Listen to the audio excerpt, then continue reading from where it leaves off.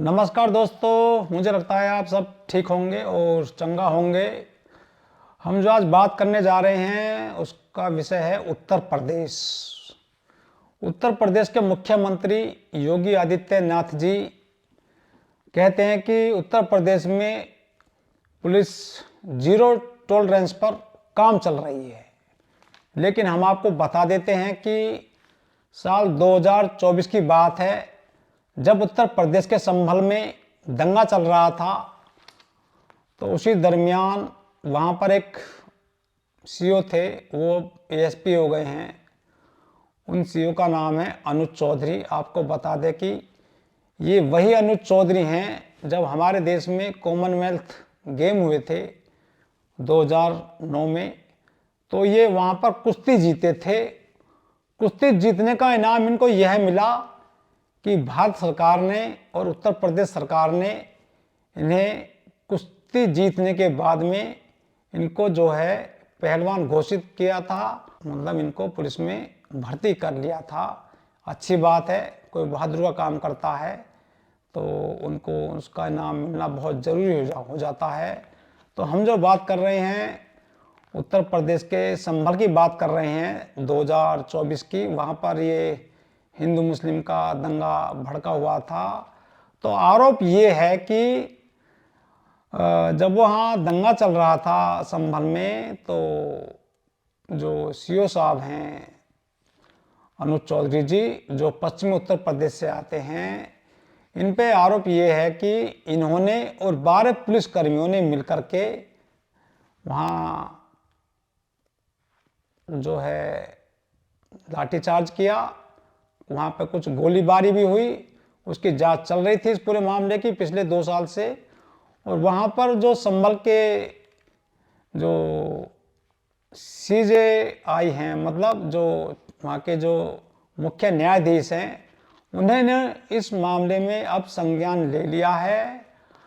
आरोप ये है कि सीओ अनुज चौधरी और 12 पुलिसकर्मियों समेत इन सभी पर जो है केस करने का जो है निर्णय सुना गया है कि इन्होंने जो वहाँ ये कार्रवाई की थी वो गैर संवैधानिक, गैर कानूनी थी और एक तरफा थी।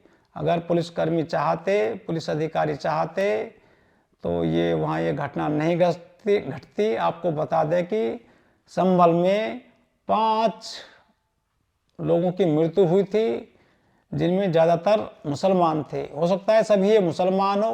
5 लोगों की मौत हुई थी, ये बड़ी जनहानि हुई थी, जिसके बाद से पुलिस इस पूरे मामले को देख रही थी और जो मामला कोर्ट में पहुंच गया था। एक जो पीड़ित हैं मुस्लिम युवक के, वो इस मामले को कोर्ट में ले गए और उन्होंने इस मामले को जब कोर्ट में पहुंचाया तो उन्होंने बताया कि हमारे बेटे को गोली लगी है, वो कहीं काम काज के लिए जा रहे थे, वो इस मामले में लिप्त भी नहीं थे। जो मामला हुआ था, ये दंगा हुआ था 2024 में, जो दंगा भड़का था संभल में, उसमें जो इनको निशाना बनाया गया, उनको गोली लगी। उन्होंने चोरी छिपे अपने बेटे का इलाज कराया। हम उनका नाम यहाँ नहीं खोलना चाहते हैं क्योंकि ये थोड़ा सा बचाव करना पड़ता है कि कहीं कुछ हो ना जाए किसी के साथ में। तो उन्होंने इलाज कराया, पुलिस की गोली निकली है उनकी बॉडी से, ये पता चला है। तो इस मामले में जो अब जजमेंट सुनाया गया है, जो मुख्य न्यायाधीश हैं संभल में, उन्होंने कहा है कि पिछले जो है 7 दिन के अंदर पुलिस FIR जो कोर्ट में पेश की जाए और इस पूरे मामले की कायदे से जांच की जाए, छानबीन की जाए। तो इस पूरे मामले के बाद से उत्तर प्रदेश की जो कहते हैं ना कि जीरो टॉलरेंस वाली स्थिति पर पुलिस काम करती है। खुद योगी जी कहते हैं कि यहाँ पुलिस जीरो टॉलरेंस पर काम करती है। अगर पुलिस जीरो टॉलरेंस पर काम करती तो ये घटना नहीं होती।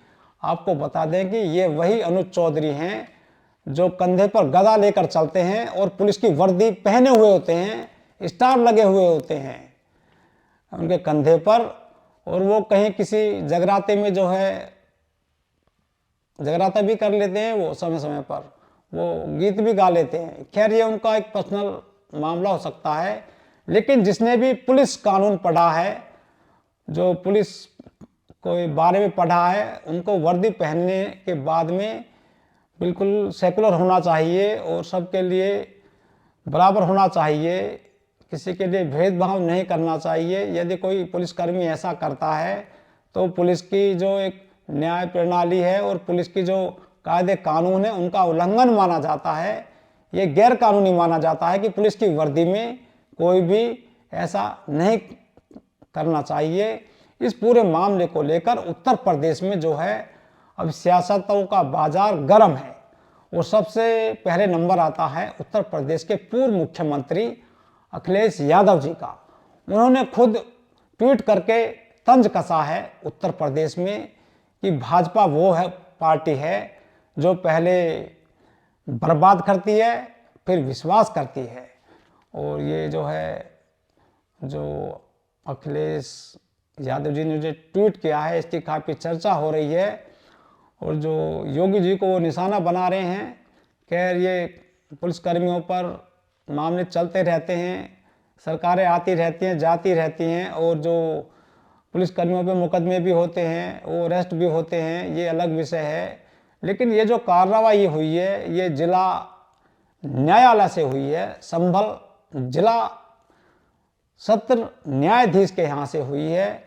बताया ये भी गया है कि ये जो कार्रवाई हुई है ये अवैध है और कुछ लोग कह रहे हैं कि यदि ये अवैध है, ये कार्रवाई ठीक से नहीं हुई है या ठीक तरह से नहीं की गई है या अगर ये फर्जी है, झूठी है, तो ये संभल के जो चीफ जस्टिस हैं, जो वहाँ के मुख्य न्यायाधीश हैं, तो ये उनके लिए कोर्ट की अवमानना है।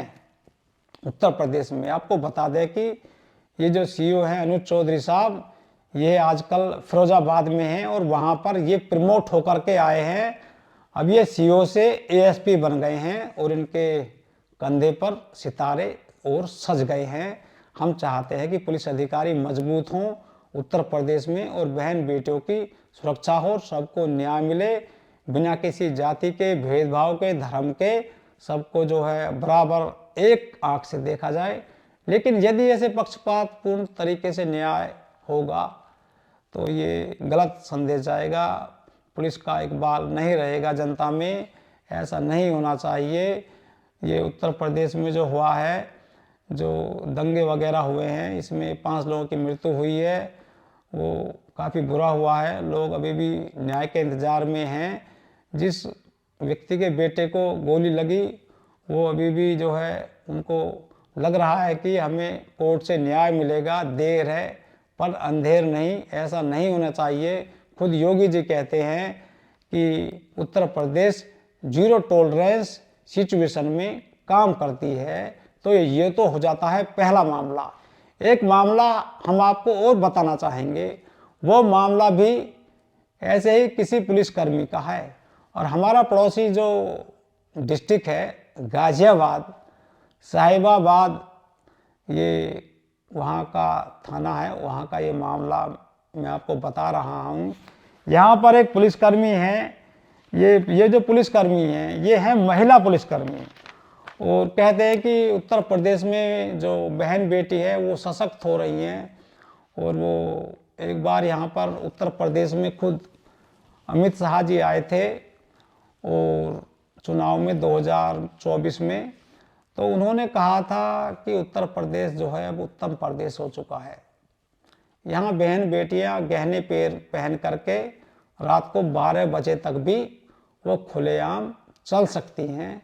लेकिन जो अमित शाह जी तो गुजरात से आते हैं, वो तो कह कर चले गए, चुनाव का टाइम था, लेकिन उनको पता नहीं है रात 12 बजे कौन बहन बेटी क्यों बाहर जाएगी। उसको अपनी जान की, माल की सुरक्षा की काफ़ी चिंता रहती है। तो हम जो बात कर रहे थे, ये जो महिला पुलिसकर्मी हैं ये उत्तर प्रदेश के मूल रूप से अलीगढ़ की रहने वाली हैं और ये इनका नाम है भुवनेश्वरी कुमारी, भुवनेश्वरी सिंह लगाती हैं ये। तो सिंह लगाते हैं उत्तर प्रदेश में तो जाति, जाहिर सी बात है कि जाति से बिलोंग करते होंगे, क्योंकि यहाँ पे जाति का बहुत बड़ा खेल है उत्तर प्रदेश में। सिंह लगाओगे, नहीं लगाओगे, आप नहीं लगाओगे, कोई राम लगाएगा, कोई प्रसाद लगाएगा, कोई कुछ लगाएगा, कोई शर्मा लगाएगा। ये जातियों का खेल है। जाति है कि मरने के बाद भी नहीं जाती है, ये तो अलग विषय हो जाता है।